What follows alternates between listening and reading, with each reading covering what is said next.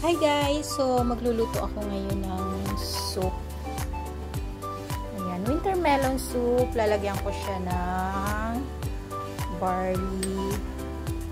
Tapos, itong scallop.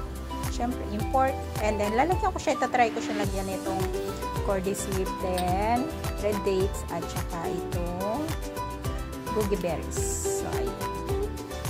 Iba-blanch ko muna itong pork. So, yan, nilagay ko na yung pork at saka yung mga ibang ingredients. So,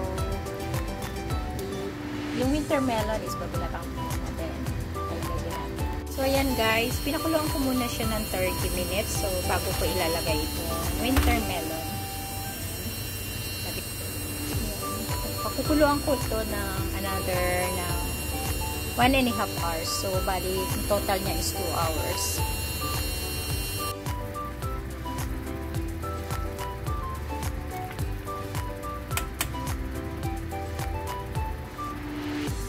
So, yan guys, lalagyan na lang natin siya ng asin.